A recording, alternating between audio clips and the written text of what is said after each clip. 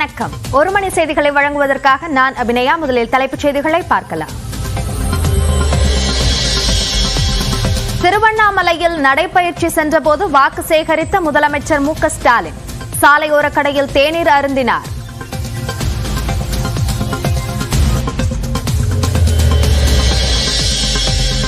சுவரில் சின்னம் வரைய அனுமதிக்கவில்லை என்றால் மகளிர் உரிமை தொகையை நிறுத்திவிடுவோம் என திமுகவினர் மிரட்டுவதாக எடப்பாடி பழனிசாமி குற்றச்சாட்டு. உரிமை தொகையை நிறுத்தினால் சும்மா விட மாட்டேன் என்றும் பேச்சு.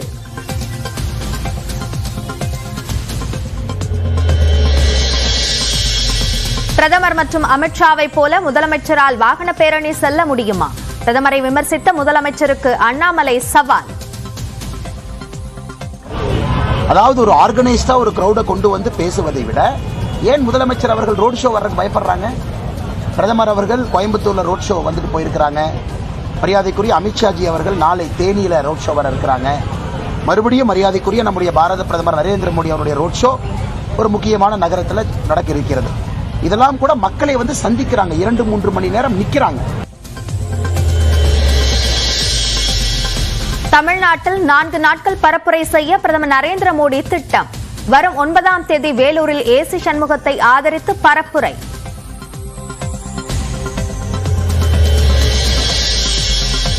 ஏப்ரல் 11 அல்லது 12ஆம் தேதி ராகுல் காந்தி தமிழ்நாட்டிற்கு வரவுள்ளதாக தகவல். காங்கிரஸ் மற்றும் திமுக வேட்பாளர்களை ஆதரித்து பரப்புரை செய்ய உள்ளார்.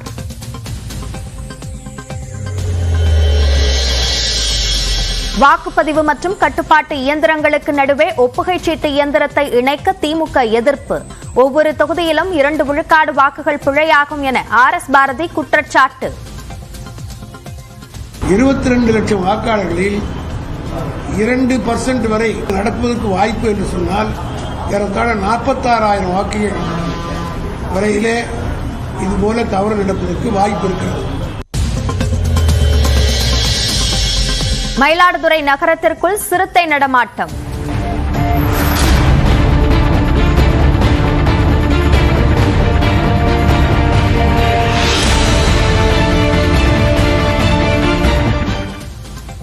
மக்கள் வீடுகளை விட்டு வெளியேற வேண்டாம் என எச்சரிக்கை விடுத்து தேடி வரும் வனத்துறை.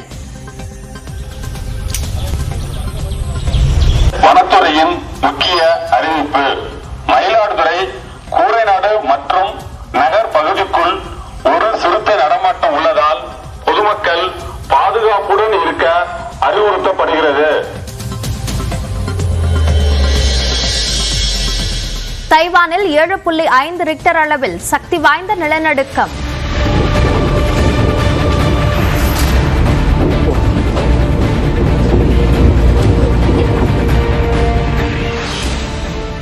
கட்டடங்கள் இடிந்து விழுந்ததில் 7 பேர் காயம், 700க்கும் மேற்பட்டோர் படுகாயம்.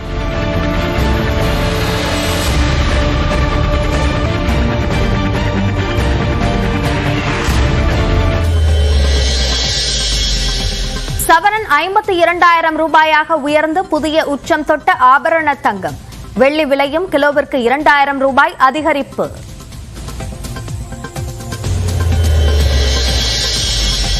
ராஜீவ்காந்தி கொலை வழக்கில் கைதாகி விடுதலையான 3 பேரும் இலங்கை சென்றனர்.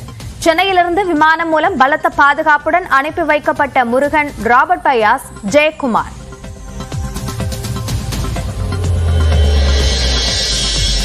சீர்காழி அருகே கீழமூவர்கரை மீனவர்கள் அடிப்படை வசதி கோரி கடலில் இறங்கி போராட்டம்.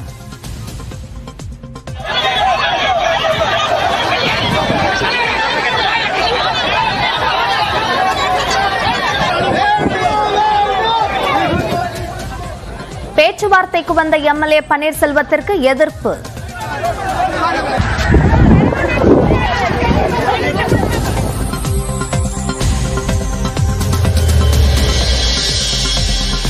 $37,907 கோடி ரூபாய் வெள்ள நிவாரணம் வழங்க உத்தரவிடக் கோரி உச்சநீதிமன்றத்தில் தமிழ்நாடு அரசு மனு தாக்கல்.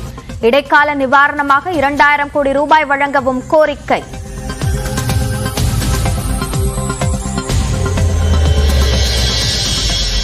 மீண்டும் மாநிலங்களவை எம்பியாக பதவியேற்றார் நீலகிரி பாஜக வேட்பாளர் எல் முருகன். குடியரசு துணைத் தலைவர் ஜெகதீப் தன்கர் பதவி பிரமாணம் செய்து வைத்தார்.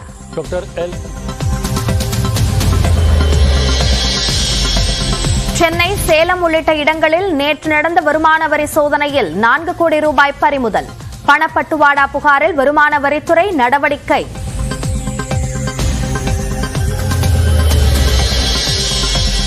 நாமக்கல் தொகுதிக்கு உட்பட்ட ராசிபுரத்தில் உரிய ஆவணங்களின்றி கொண்டு செல்லப்பட்ட 13 கிலோ தங்கம் பறிமுதல். 37 கிலோ வெள்ளிப் பொருட்களையும் பறிமுதல் செய்த தேர்தல் பறக்கும் படை அதிகாரிகள்.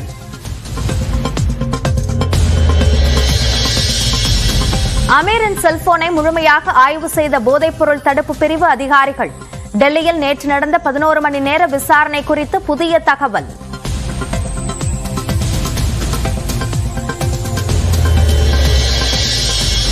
மதுரையில் கள்ளழகர் வைகையில் இறங்கும் போது உயர் அழுத்த மோட்டார் வைத்து நீரை பீச்சி அடிக்க தடை. தண்ணீர் பை மூலமாக பாரம்பரியமாக நீரை பீச்சி அடிக்க பக்தர்கள் முன்பதிவு செய்ய வேண்டும் என்றும் உயர்நீதிமன்ற கிளை ஆணை.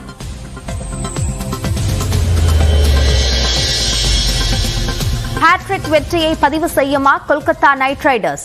விசாகப்பட்டினத்தில் இன்று டெல்லியுடன் பல பரீட்சை.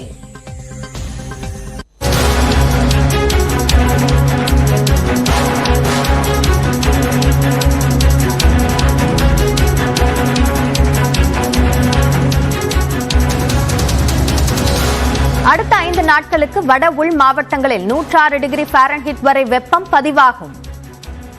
முக்கிய செய்தியை நாம் பார்த்துக் கொண்டிருக்கிறோம். கடலோர பகுதிகளில் 98.6 டிகிரி வரை வெப்பநிலை பதிவாகும் என்று வானிலை ஆய்வு மையம் எச்சரிக்கை விடுத்திருக்கிறது. ஈரோட்டில் நேற்று 106.1 டிகிரி செல்சியஸ் வரை அந்த வெப்பம் பதிவாகி இருந்தது. 106 டிகிரி ஃபாரன்ஹீட் வரை வெப்பம் பதிவாகக்கூடும் என்று தற்போது எச்சரிக்கை விடுக்கப்பட்டிருக்கிறது. கடலோர பகுதிகளில் 98.6 டிகிரி வரை வெப்பநிலை பதிவாகும் என்று வானிலை ஆய்வு மையம் தெரிவித்திருக்கிறது.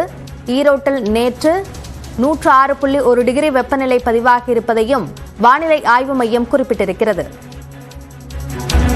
தமிழ்நாட்டின் ஒரு சில இடங்களில் இன்று மிதமான மழைக்கும் வாய்ப்பிருப்பதாகவும் வானிலை ஆய்வு மையம் கணித்துள்ளது.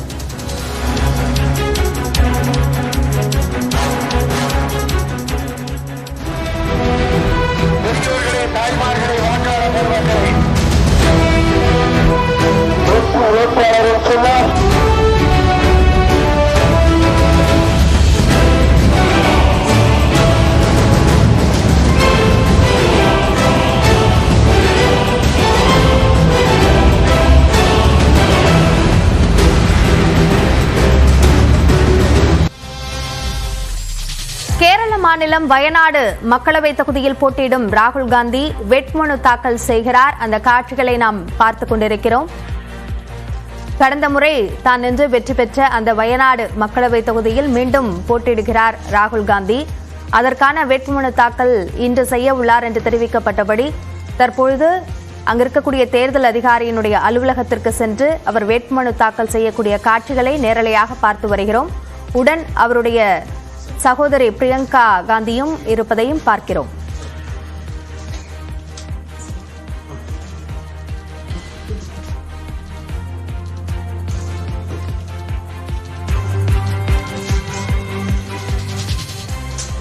கேரள மாநிலம் வயநாடு மக்களவை தொகுதியில் ராகுல் காந்தி போட்டியிட இருக்கிறார்.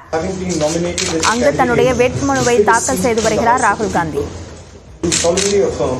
That I will bear true faith and allegiance to the Constitution of India as by law established, and that I will uphold the sovereignty and integrity of India.